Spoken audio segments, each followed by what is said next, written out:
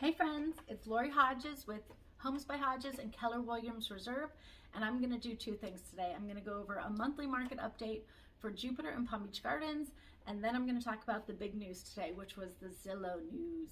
So a lot of people have been texting me, asking me if Zillow's disappearing and going away, and I'm going to tell you what's going on with that in just a minute. First, let me do my market update, okay? So for the month of October in Palm Beach Gardens, we had another decrease of inventory. We ended up with 272 active listings on the market in Palm Beach Gardens for October. The average sales price was $699,000, but the good thing is the days on the market went up. It went up to 33 for the average of days on the market. In Jupiter, something similar happened. The inventory went down again to 231 active listings in Jupiter for October. The average sales price went to $588,000. No, it went from $588,000 in September to $681,000 in October, but the average days on the market also went up. It went up to 36. So I think what's happening here is we're seeing a little less panic. We're still having multiple offers when a home is priced right. We're still seeing cash offers, but maybe some of the offers being accepted are ones with inspection periods of more than 48 hours, with a 10-day inspection or 15-day inspection. And maybe some of the offers being accepted are also financing offers. So those need 3 or 4 weeks to close typically, and maybe that has something to do with the average time on the market going up this month. So that would be a good thing. Maybe people are starting to realize the sky's not falling. They can still make an offer, find a home, and ask for an inspection period and a financing contingency. So that's what's going on in the market. Now over to the Zillow news. So if you didn't hear, Zillow came out today and said that they're suspending their cash offer program. It's called Zillow Offers or iBuyer, and it's on their website. And if you don't know what that is, it's basically that you can go on their website and ask Zillow to give you a cash offer, sight unseen. And they basically look at property records, tax history on the property appraiser's website, and they come up with a value and they give you a cash offer. What they don't tell you up front is that there are usually a lot of fees with that. So there can be a convenience fee of anywhere from 5 to 10%. Some of these cash offer programs are actually up to 13%. I've seen it as high as 13%, which is crazy. And then they ask you to sometimes send pictures of the interior of your home, the exterior. Then they will hit you with a repair fee or a maintenance fee on top of the convenience fee. And sometimes sellers go with this offer because it is convenient. They never have to list their home. They never have a single person walk through their home. They don't have to clean it. They don't have to fix it. And they can get rid of it quickly. Sometimes they think they're going to save money by not using a realtor, but then they end up basically walking away with the same amount of money, if not less, because they have these convenience fees on top of the sales price. So it works for some people, doesn't work for other people. But Zillow has been trying to cut out realtors for years.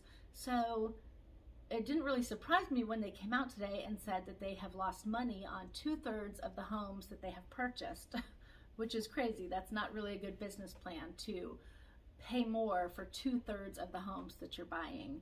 And now they realize that they have overspent by $550 million in the second half of this year alone, and they're going to be selling off 7,000 properties to investors for almost $3 billion. That's huge. But once again, it didn't really surprise me because over the years, when I go to meet with a seller, I will do a comparative market analysis, which is something a realtor is trained in doing, and we look at the home, the comparable sales in the neighborhood, but we also look at the condition of the property, which is something that Zillow definitely missed the mark on. So we can look to see if it's got green shag carpet or if there are 20 Scooby-Doo vans parked in the lot next door. And we take all of that into account, and then we give them a fair market value, what we think that it will sell at when we put it on the market. And a lot of times the seller will say, oh, I thought I was going to get more than that. And I'd say, you know, why do you think that? Where did you come up with a number? And most often they tell me Zillow, because Zillow can give you a Zestimate, which is their form of an estimate online without ever looking at your property.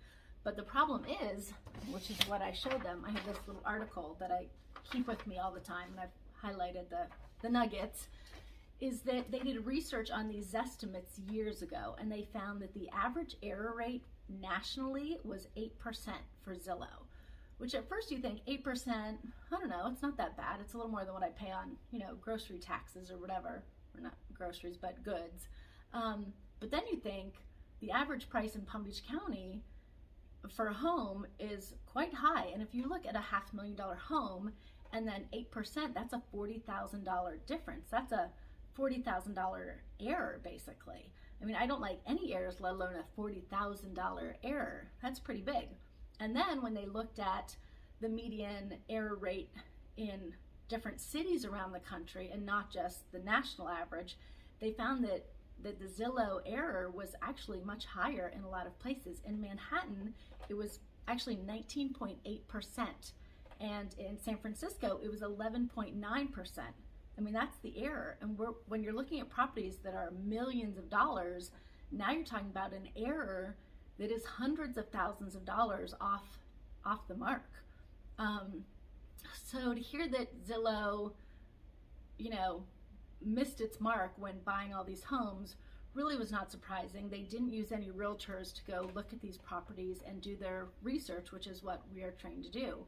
So I feel really badly because the worst part about all of this is that Zillow is now laying off 25% of their workforce because they can't afford to keep these programs going and they've got to get rid of these properties. So anytime you hear that a company like this is letting 25% of its employees go, that's a really sad thing. So that's what happened with Zillow today. If you had any questions or you heard something, Zillow is not going away. They're still going to be online.